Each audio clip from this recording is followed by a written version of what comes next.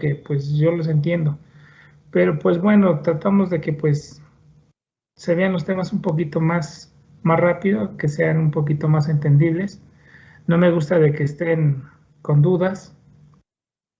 No sé si tuvieran alguna forma de que quieren mejorar esto. No sé, ustedes díganme. Doctor, hola, ¿puedo hablar? Sí.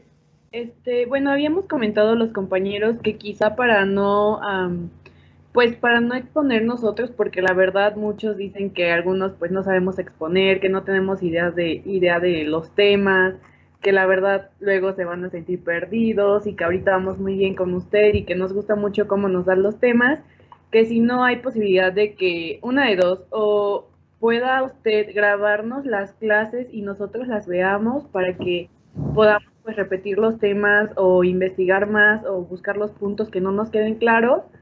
Y otra que si no podía ser que nos juntara a ambos grupos para darnos solo una hora clase.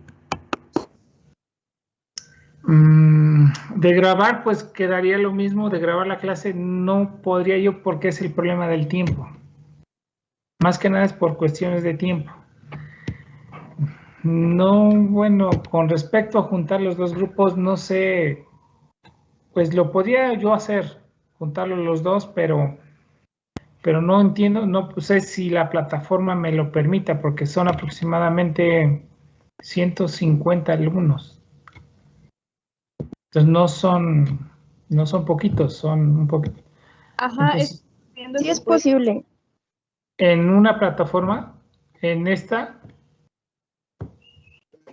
Sí, se acepta hasta 300, doctor, me parece. Sí, doctor. pues sí, no sería una mala idea. Pero ahora en cuestión de tiempo, si no tuviera yo el tiempo,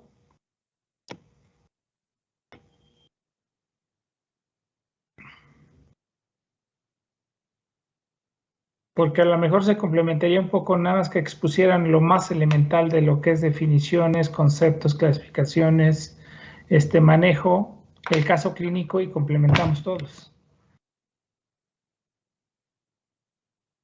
Sí, este problema me ha sucedido, no crean que no, lo he tenido todos los años de pues a veces inconformes de la forma de exposición, pero pues bueno, también me lo permitía la academia. Esta vez quise yo hacerlo, pero nunca pensé que estuviera tan presionado en tiempo.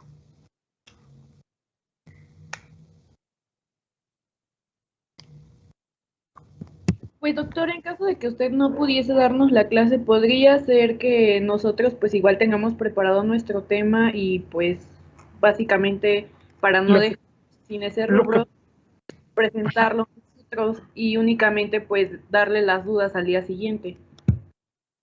lo que sí quisiera yo es eso de que más o menos, lo que sí puedo es que me manden ustedes las clases previo a exponerlo y ya nada más les diré yo qué es lo que quiero que le pongan o le quiten.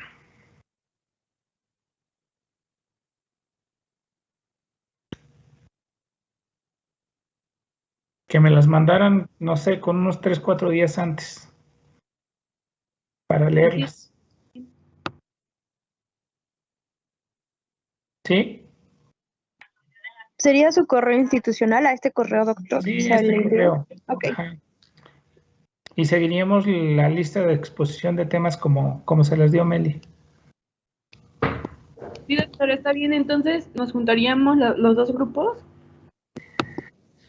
No, yo creo que va a ser, porque no me va a dejar la doctora Escobar, al menos que se lo comente yo. Voy a decirle a ver que si lo acepta, pues para mí sería una opción.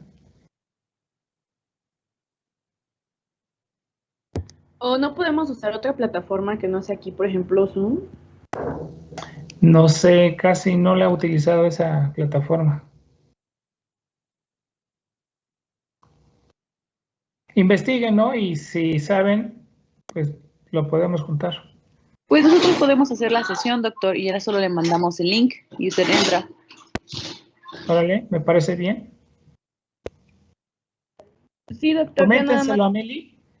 Okay. Coméntenselo a Meli y pues sí, no hay problema.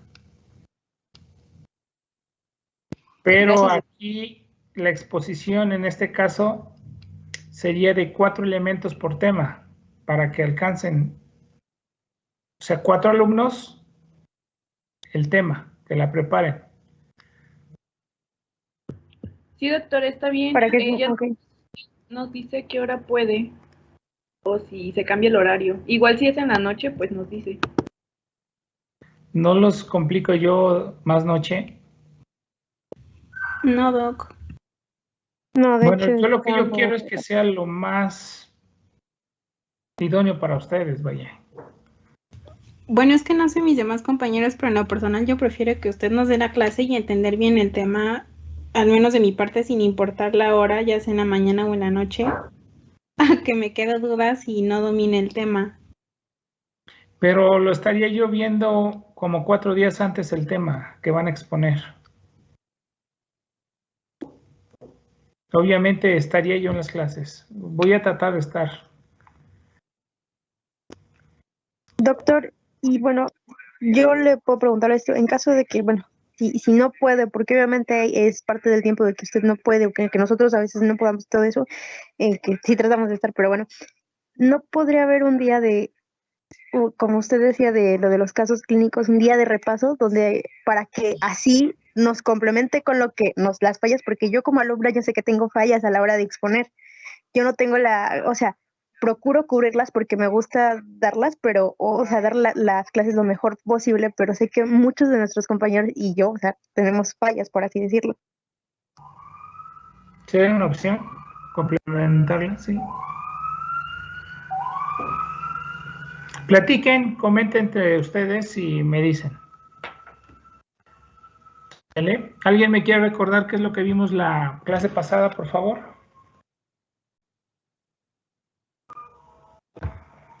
Yo, doctor. Pues seguimos viendo lo del fondo de ojo. Vimos que ante hemorragias agudas los bordes se veían alterados, había ingurgitación venosa y microhemorragias. Cuando se volvía crónico, podíamos ver hundimiento, alteraciones del borde de la papila hasta encontrar la atrofia y podíamos ver que los pacientes tenían la campimetría afectada. Y bueno, vimos otros síntomas como los acúfenos, los trastornos mentales, en donde podían haber cambios de personalidad, sobre todo si se afectaba el lóbulo frontal o temporal. También había disminución de la agudeza visual hasta la ceguera y la triada o reflejo de Cushing, que era la hipertensión, bradicardia y patrón respiratorio alterado. Debíamos indagar si el paciente tenía antecedentes de hipertensión de larga evolución. Y también vimos los mecanismos de herniación, como la hernia del cíngulo, en donde bueno, se debía a una masa en el compartimento supratentorial que desplazaba el sistema ventricular. Aquí pues había un compromiso de la arteria cerebral arterial con, pues no había ningún signo característico, pero había mencionado que en la tomografía se podía ver. Bueno, también vimos la hernia del uncus, que era la más común y la más dramática, y se debía a lesiones en la fosa craneal media, como un hematoma, contusiones o neoplasias del lóbulo temporal. Aquí estaba la triada clínica, que era pérdida de la conciencia progresiva, midriasis ipsilateral y hemiplegia contralateral. En algunas ocasiones se podía comprimir el pedúnculo cerebral contralateral contra el borde del tentorio y se producía una muesca de Kernohan con hemiplegia ipsilateral. Bueno, aquí era urgente la tomografía para confirmar el diagnóstico. También vimos la hernia transtentorial central, que se debía a masas lejos del hiato tentorial. Había desplazamiento descendente del diencéfalo y mesencéfalo por la incisura tentorial, y aquí encontrábamos miosis bilateral, respiración de Cheyne-Stokes y pérdida de la mirada vertical. Vimos también la hernia tonsilar o amigdalina, que se debía a una expansión aguda de lesiones en la fosa posterior que desplazaba las amígdalas o por una punción lobar en un paciente con una masa en la cavidad craneal. Y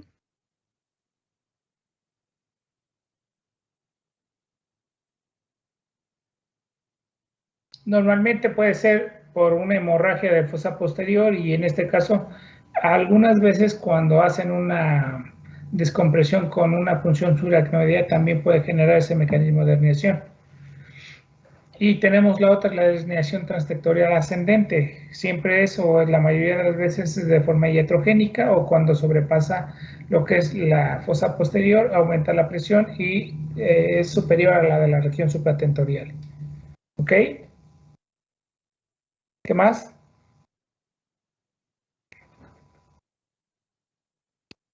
Bueno, también hablábamos de los métodos diagnósticos, en donde, bueno, lo principal era la clínica y los hallazgos de la exploración clínica.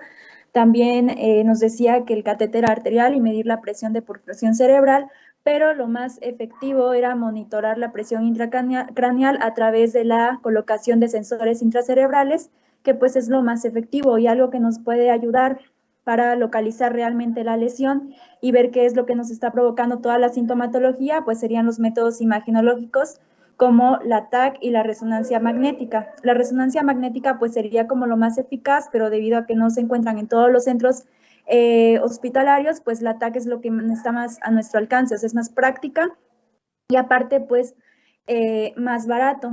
Y bueno, de las mediciones de la presión intracraneal nos mencionaba que había métodos cruentos y los métodos no cruentos. Entonces los no cruentos pues nos decía que no tenían buena sensibilidad y que pues a veces son difíciles llevarlos a cabo, y dentro de estos pues estarían el Doppler transcraneal, la resonancia tisular, la ecografía ocular, la tonometría ocular y el audiómetro de impedancia, y estos solo van a determinar la perfusión cerebral que pues va a estar baja.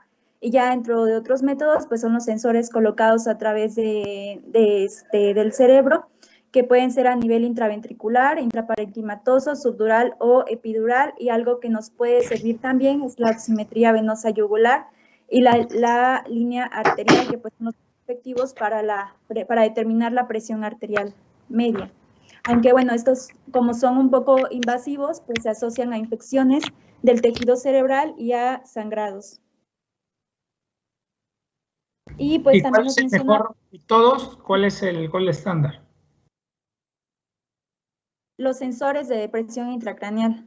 Intraventricular.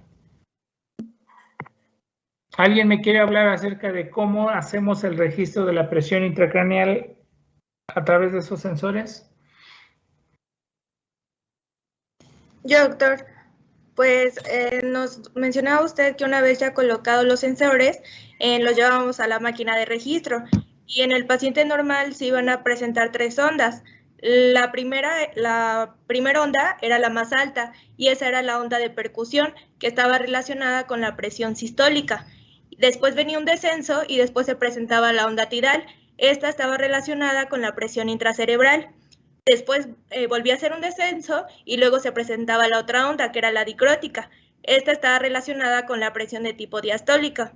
Esto es en un paciente normal, pero usted nos comentaba que cuando el paciente llegaba o tenía ya hipertensión intracraneana, la onda de percusión disminuía porque disminuía el flujo sanguíneo cerebral y la onda tidal aumentaba, y esto ya era un dato de cráneo hipertensivo. Después también se presentaban otras ondas secundarias, que es onda tipo A, o también llamada de plateau, o de meseta, que indica una presión mayor de 50 milímetros de mercurio, y en esta se iba a encontrar la triada clásica, la triada de Cushing y la clínica como tal de herniación. También estaba la onda B, que esta iba antes de la onda A e indicaba una presión de 20 a 50 milímetros de mercurio. Aquí se podía encontrar alteración del patrón respiratorio, hipertensión arterial y esto indicaba que el paciente se estaba deteriorando por aumento de la presión intracerebral.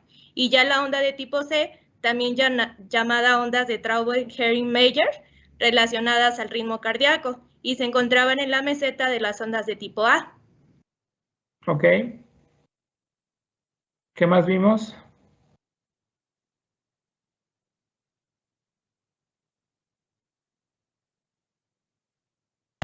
También vimos el tratamiento, donde el objetivo de esto era evitar las lesiones neurológicas secundarias, que básicamente pues son las secuelas que va a tener el paciente si no actuamos de manera rápida. Entonces, íbamos a tener 3 objetivos principales de la terapia, que una es mantener la presión intracraneal menor a 20 milímetros de mercurio. La otra es que tenemos que mantener la presión de perfusión cerebral entre 60, más de 60 y menos de 120 milímetros de mercurio. Y también teníamos que evitar los factores que agravaran o precipitaran el aumento de la presión. Y justo vimos esa escalera en donde mencionó que no era necesario que siguiéramos los pasos tal y como estaban, 1, 2, 3 y 4, sino que pues era dependiendo de cómo estaba el paciente, lo que teníamos que, pues, qué hacer, las medidas a hacer. Y bueno, no sé si siga. Ok, bueno, empezábamos. Gracias. Entonces, primero el paciente que llega va a llegar con su collarín, va a llegar con con su tabla rígida, ¿verdad? Y pues bueno, nosotros si empezamos a preguntar, hacemos una valoración de la escala de Comas-Glasgow, si vemos cambios pupilares, pues ese paciente lo llevamos directamente a lo que es al tomógrafo o a la resonancia magnética para determinar más o menos la causa de lo que es el cáncer hipertensivo. Y ya saben ustedes, pues bueno, tenemos que ponerlo en posición de semi-Fowler con la cabeza central, que no haya compresión en este caso de lo que son las venas yugulares para que tenga un buen flujo, un buen drenaje de líquido cefalorraquídeo y pues no me aumente lo que es mi paciente súper hipertensivo. La oxigenación la tenemos que tener arriba de 90 a 100 y pues esto lo podemos utilizar con lo que son unas puntas nasales, su mascarilla reservorio y pues bueno, si mi paciente tiene una hipoxemia menos de 70, pues entonces tenemos que sedarlo, intubarlo y conectarlo a una máquina de asistencia mecánica ventilatoria, donde en este caso pues podemos generar un poco de hiperventilación que esto me va a ayudar, ya saben ustedes, a disminuir lo que es el edema cerebral. Y pues bueno, aquí el mecanismo de la sedorrelajación. La sedorrelajación en este caso, si mi paciente tiene dolor, si tiene una fractura, si tiene un traumatismo, pues va a estar generando contracciones musculares y estos son factores que van a precipitar el aumento de la presión intracerebral. Obviamente voy a utilizar un sedante en la cual tenga una vida media corta, que no tenga efectos depresores del sistema nervioso central. ¿Por qué? Porque yo cada 15 o cada media hora voy a estar haciendo la valoración de la escala de Comas-Glasgow y pues lo que yo no quiero es que se me deprima mi sistema nervioso central. Los más comunes que utilizamos en nuestro medio, en este caso público, pues tenemos el midazolam y el propofol, y también lo utilizamos el fentanil y la morfina, aunque no los tenemos tan muy comunes por el hecho de que, bueno, son medicamentos controlados que se utilizan para la fabricación en este caso, de narcóticos. Y pues bueno, el midazolam lo utilizamos a una infusión de 0.1 a 0.2 miligramos por kilogramo hora. El propofol a 0.1 a 1 miligramo por kilogramo hora, en este caso, para que yo tenga un efecto analgésico y no genere una depresión del sistema nervioso central. El fentanil, pues lo utilizamos a dosis de 1 a 3 microgramos por kilogramo, nada más que hay que tener cuidado porque tanto el propofol como el fentanilo son cronotrópicos y nootrópicos negativos y pueden generarme hipotensión y pueden generarme también problemas de bradicardia. La morfina y el lorazepam pues son depresores del sistema nervioso central, me pueden alterar en este caso mi mecánica ventilatoria. Hay que evitar en este caso la fiebre porque la fiebre aumenta lo que es la tasa metabólica cerebral y esto puede generarme mayor vasodilatación y puede generarme mayor daño cerebral. Hay unos pacientes que pueden llegar a una fiebre tipo postraumática que pues cuando la llegan a presentar es un factor de mal pronóstico que me indica un estado neurológico o un deterioro neurológico grave o severo. Cuando yo tengo un paciente con traumatismo craneoencefálico, obviamente la mayoría de ellos sufren accidentes automovilísticos, caídas en la cual pueden generarme un hemotórax, un hemoperitoneo, alguna fractura, en la cual pueden estar mi paciente chocado, pues tenemos que en este caso mejorar mi hemodinamia, mejorar mi PVC para que yo tenga una buena hemodinamia y no se altere mi flujo sanguíneo cerebral. Por ello tenemos que utilizar una línea venosa central para mantener una PVC de 10 a 2 centímetros de agua y pues mantener una presión sistólica adecuada, en la cual aquí les presento una regla donde la llegan a utilizar mucho los de urgencias, donde hacemos 70 más la edad por 2, es la edad más o menos la presión arterial sistólica más o menos idónea para que no se altere mi flujo de perfusión cerebral. Y pues bueno, ¿cómo lo vamos a utilizar? Sobre todo en aquellos pacientes hipotensos que están con datos de choque y en la cual podemos utilizar en este caso bolos de cristaloides como ya sea solución salina o solución Harman de 10 a 20 mililitros por kilogramo hora. Esto de hora puede ser relevante, puede ser cada 30 minutos, puede ser cada hora, dependiendo en este caso de mi uresis horaria, de mi presión arterial. Y pues bueno, también hay que tener cuidado. ¿Por qué? Porque por lo mejor son pacientes con pacientes renales, pacientes con una patología, en este caso de insuficiencia cardíaca, en la cual no podemos utilizar bolos de líquidos a grandes volúmenes, pues en este caso utilizamos los expansores de volumen como lo que es el Dextran, como lo que es el almidón. ¿Para qué? En la cual van a ser un expansor de volumen y que obviamente vamos a mejorar lo que es mi presión arterial. Si mi paciente, a pesar de mejorar los bolos, de administrar los expansores de volumen, persiste con la hipotensión, pues entonces vamos a utilizar el uso de inotrópico. El uso de inotrópico, pues bueno, ya saben ustedes, es para mejorar mi TAN, mi presión de perfusión cerebral, y los más comunes que utilizamos van a ser la dopamina a dosis de 5 a 10 gamas por kilogramo de peso, dosis respuesta, la norepinefrina también, que la utilizamos. En los hospitales públicos algunas veces no llegamos a tener la vasopresina, pero también la vasopresina se puede utilizar como un inotrópico para mejorar en este caso mi perfusión cerebral. También hay que recordar que mi paciente no tenga el antecedente de hipertensión arterial, porque si mi paciente no era hipertenso y en este momento está hipertenso, estamos con la triada de Cushing y pues tenemos que, en este caso, no bajar la presión a los valores normales, sino hay que bajar más o menos una tercera parte de su presión. ¿Para qué? Para que no me genere y no empeore yo mi paciente con hipoxia. En este caso, si yo bajo mi presión a las cifras normales, pues puedo generarme un edema de tipo citotóxico porque va a bajar mi presión de perfusión. Acuérdense ustedes que va a ser como un mecanismo para mejorar la presión de perfusión y lo puedo alterar. ¿Qué medicamentos puedo utilizar?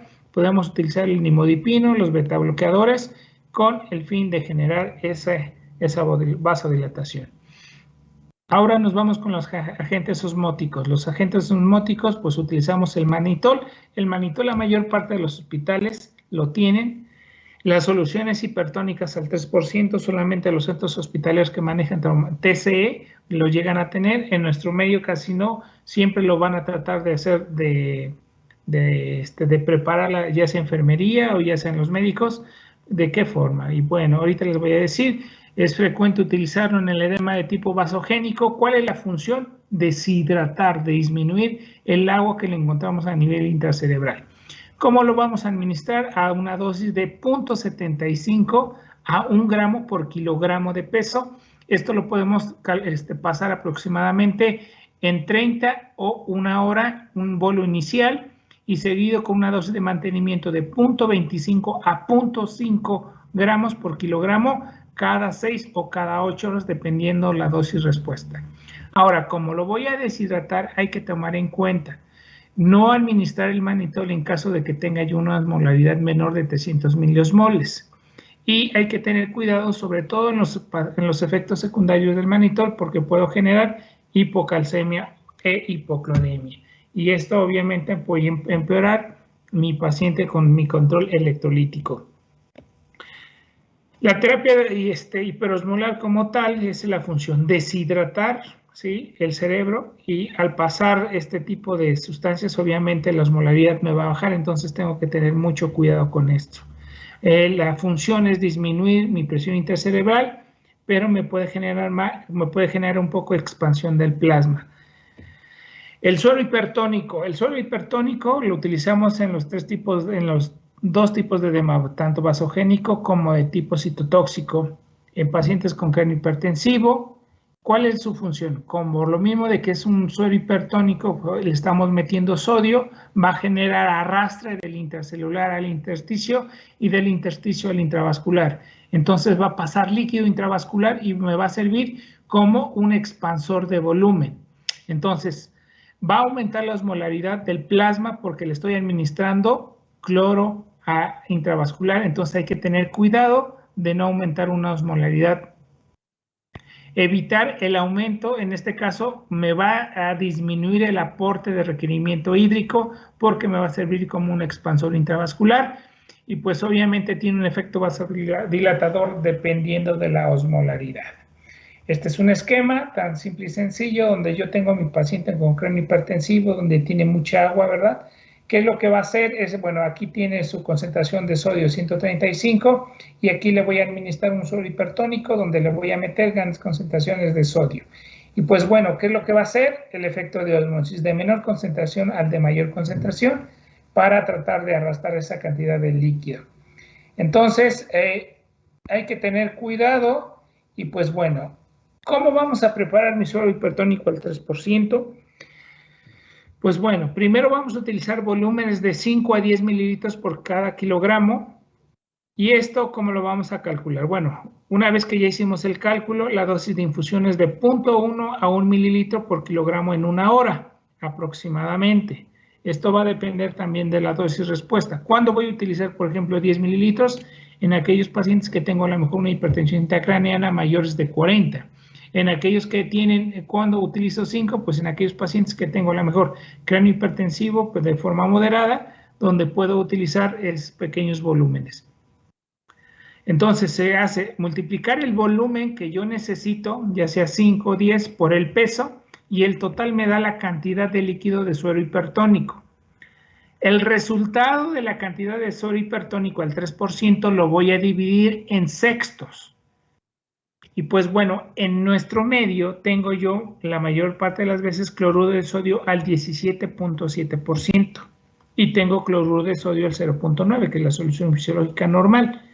Entonces, el total de líquido de solución salina al 3% lo voy a dividir entre 6. Una sexta parte, ¿sí?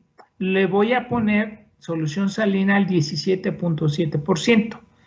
Y 5 sextas partes le voy a meter de solución salina al 0.9 para que me dé una solución salina al 3%. Ahora vamos a hacer un ejemplo. Entonces, yo tengo un infante de 30 kilogramos que tiene sintomatología de cráneo hipertensivo, mi paciente está convulsionando y pues bueno, ya le tomamos una tomografía y vamos a empezar con la terapia hiperosmolar. Vamos a ponerle primero a 5 mililitros, 5 mililitros por 30 me da en total 150 mililitros. Esto lo voy a dividir entre 6, acuérdense ustedes, y esa sexta parte se la voy a aplicar de solución salina al 17.7%, más 5 sextas partes de solución salina al 0.9% para que yo le administre los 150 mililitros que requiero de solución salina al 3% y así es como nosotros lo vamos a calcular. Preguntas ahorita en este momento para lo que es el cálculo de solución de suero hipertónico al 3%. Hola, hola. Yo tengo una duda. Dime. ¿Esta cantidad de suero, para qué tiempo es? Bueno. Para 30 o para 1 hora, dependiendo cómo se encuentre tu paciente. La mayoría de las veces lo pasamos en 1 hora. Ok, gracias. ¿No hay dudas sobre cómo calcularlo? Doctor. Ajá. Me perdí un poco. Los 125 mililitros de solución salina del 0.9, ¿de dónde salieron? El total, que es 150 mililitros, es lo que yo necesito de solución salina al 3%. ¿Quedamos? ¿Cómo lo saqué? La dosis de 5 mililitros por el peso. ¿Sí? Ahí yo lo tengo. Les dije yo que estos 150 los voy a dividir entre 6. ¿Por qué? Porque una sexta parte le voy a poner de solución salina al 17.7% y 5 sextas partes se la voy a poner de solución salina al 0.9% para que me dé los 150 mililitros de solución salina al 3%. ¿Sí? Ok, sí, ya entendí. Gracias. ¿Alguna otra duda, chicos? Doctor, yo tengo una duda. ¿De dónde sale, bueno, de qué depende que sea 5 o 10 mililitros por kilogramo? Del paciente que tenga un cráneo hipertensivo severo o moderado. Tú no le vas a meter los 10 mililitros a un paciente que tiene una PIC moderada, donde lo puedes controlar con medidas, con oxígeno y pues bueno. Pero si tú tienes un paciente que tiene ya con mecanismos de herniación, mi paciente está con midriasis, que tiene hemiplegia, mi paciente tiene pérdida del estado de conciencia, pues voy a utilizar dosis altas, ¿no? Obviamente, si tú no tienes manitol, podemos utilizar el suero hipertónico. Gracias, doctor. ¿Sí? ¿Entendió? Sí, entendí. Bueno, esta solución hipertónica también la utilizamos en aquellos pacientes que tienen expectoraciones muy húmedas. La podemos utilizar como nebulizaciones y les va a deshidratar rápido ese alveolo. También lo podemos utilizar en eso. Las complicaciones en este caso de la solución salina al 3% va a ser la hipernatremia, entonces tenemos que tener cuidado, no subir más de 10 mini-equivalentes en 24 horas de sodio, tenemos que estarlo monitorizando. No generar una hiperosmolaridad porque podemos generar una lesión renal aguda. Evitar en este caso la sobrecarga de líquidos, sobre todo en aquellos pacientes que tienen EPOC, en aquellos pacientes que tienen insuficiencia cardíaca, porque podemos generar el edema pulmonar o empeorar su problema de insuficiencia cardíaca. Evitar en este caso también corrección ácido base, porque también puedo generar acidosis de tipo metabólica por la hipercloremia. Y otra cosa, puede generarme el síndrome de desmielinización osmótica, anteriormente llamada mielonisis central póntina, que esta es una lesión de forma irreversible y que puede dejar su paciente completamente en estado vegetativo. Entonces hay que tener cuidado sobre todo con este tipo de solución. Los diuréticos que utilizamos, podemos utilizar furosemide en ciertos casos y también podemos utilizar acetozolamida. La acetozolamida, bueno, ya saben ustedes que se utiliza sobre todo en el edema de tipo intersticial, tiene la función de inhibir la anhidrasa carbónica y pues en este caso disminuye la producción de líquido esclerorraquídeo por los plexos coroideos. La dosis que utilizamos va a ser de 750 miligramos a 1 gramo en un día dividido en 2 dosis. Y también hay que tener cuidado porque aumenta el aclaramiento renal. Entonces podemos empeorar un cuadro de deshidratación y generar hipotensión en mi paciente. En pacientes que tienen pérdidas de sangre hay que transfundirlos, mantener una hemoglobina más o menos de 10 gramos aproximadamente. En aquellos pacientes que tenemos evidencia de fracturas de base de cráneo o de heridas expuestas, pues utilizamos lo que es profilaxis con antibiótica, ya sea una cefalosporina de primera generación o de segunda generación. Si no tenemos nosotros evidencia de fracturas, no hay que utilizarla. El tratamiento, la profilaxis anticonvulsiva, ¿cuándo lo vamos a indicar? Lo indicamos sobre todo en aquellos pacientes que tienen una escala de Coma-Glasgow menor de 12.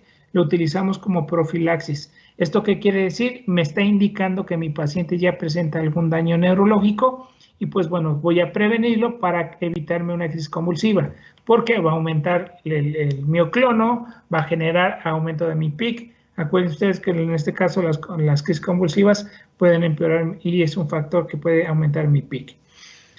¿Qué medicamentos utilizamos? La difenilidantoína o fenitoína a dosis de choque o dosis de inicio de impregnación a dosis de 20 miligramos por kilogramo. Esto lo pasamos aproximadamente en 1 hora y una dosis de mantenimiento de 3 a 5 miligramos por kilogramo al día. Si mi paciente ya está convulsionando, pues utilizamos lo que es el diazepam a dosis respuesta. Si mi paciente está con un estatus epiléptico que no cede a pesar de la administración del diazepam, pues también es un factor de mal pronóstico y pues tenemos que llevar a mi paciente sobre todo a la sala de urgencias para en este caso generar una descompresión y evitarle el daño. ¿Cuándo voy a llevar a mi paciente a coma barbitúrico? Es cuando, a pesar de todos los tratamientos que ya lo intubamos, le pusimos oxígeno, le condicionamos de relajación, lo pusimos en semifowler, cabeza central, le pusimos terapia hiperosmolar con solución hipertónica o con este caso con manitol, no hay mejoría, pues bueno, entonces lo voy a llevar a coma barbitúrico, sobre todo en aquellos pacientes que tienen una PIC resistente al tratamiento médico. Tiene una función. ¿Cuál es esa función? Disminuir mi metabolismo cerebral y con esto evitar el daño. El medicamento que utilizamos más frecuentemente es el fenobarbital, aunque también utilizamos el tiopental.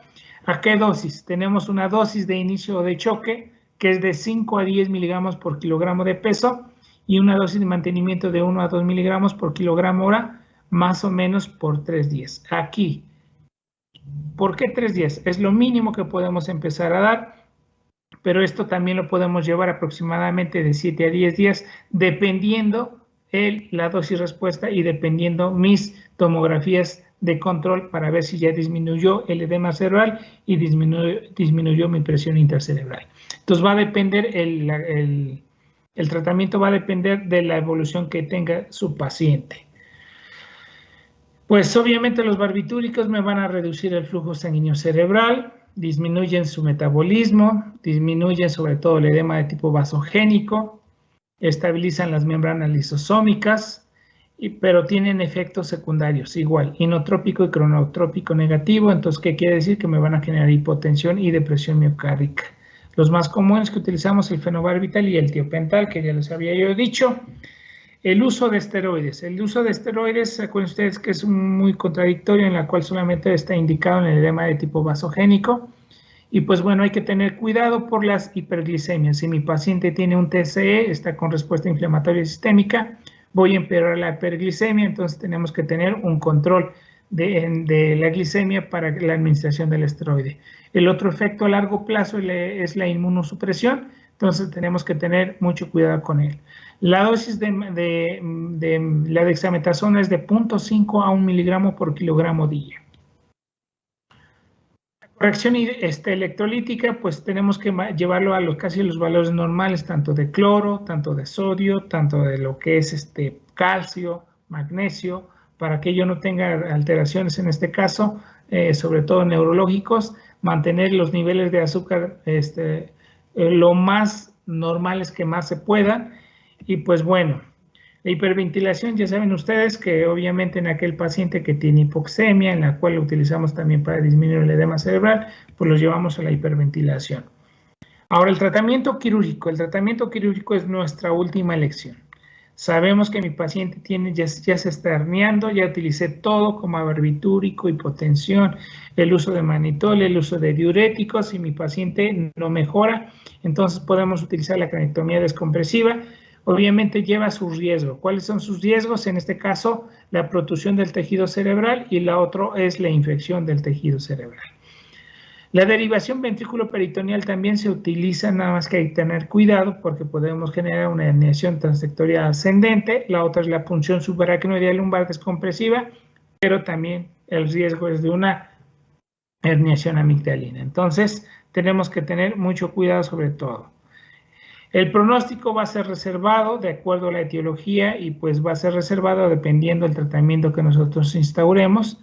Hay unos pacientes que tienen un traumatismo craneoencefálico severo, estamos hablando de una PIC de 60, de 70, que al llevar el tratamiento de forma adecuada, los pacientes después de 15 días están como si nada, obviamente tienen ciertas secuelas, ciertas parecias por debilidad muscular, sobre todo por el tiempo que estuvieron intubados. Pero de ahí en fuera les va muy bien en aquellos pacientes, sobre todo con hemorragias o con aquellos que tienen exposición de tejido cerebral, son las que tienen un pronóstico un poquito desfavorable por el riesgo de infecciones. Y pues bueno, hasta aquí termina lo que es el tratamiento del cáncer hipertensivo. Casi todos los siguientes temas, llámese hemorragias, llámese traumatismos, casi van siempre de la mano con el manejo del cáncer hipertensivo, entonces por eso vamos a ir viéndolo. Preguntas, chicos. Doctor, una duda. ¿Sí? ¿Cuánto tiempo tiene que pasar para que digamos que el tratamiento médico no fue efectivo y ya recurramos al quirúrgico?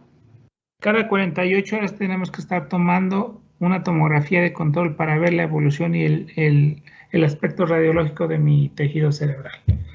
Ahora, si tu paciente ves que tomaste una tomografía, diste todo el tratamiento y el día de hoy no había un mecanismo de herniación y a las 48 horas tú ya lo ves que tiene una herniación, en este caso un CAL, pues obviamente no te está sirviendo tu tratamiento médico y lo tienes que llevar a eso. O tienes que aumentar, en este caso, el tratamiento médico. Y utilizar todos los recursos médicos. La descompresión, la craniotomía descompresiva es el último recurso. Gracias, Doc. Sí. ¿Alguna otra pregunta, chicos? Y yo, doctor, ¿estos pacientes pueden tener un periodo postictal? Sí, bueno, no periodo posictal, sino las complicaciones como tal depende de la lesión neurológica que le esté generando. No es lo mismo un edema cerebral, en este caso por una hiponatremia o en este caso por un coma mixematoso o un paciente que tiene insuficiencia hepática, que tiene una PIC alta, secundario al mal control de su problema metabólico, a un paciente que tiene una hemorragia de tipo prefrontal, en este caso frontal, que generó un hematoma intraparenquimatoso que evolucionó o se infiltró al tejido ventricular, o una hemorragia suprarinoidea. Entonces el pronóstico va a depender mucho del factor etiológico. Ok, gracias, Doc. Sí. ¿Alguna otra pregunta?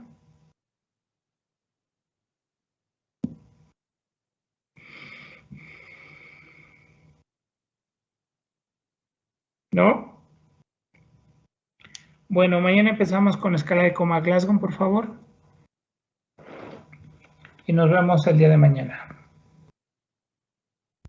Está bien, doctor, gracias. Gracias, doctor. Hasta Gracias, mañana. doctor. Adiós. Buenas tardes.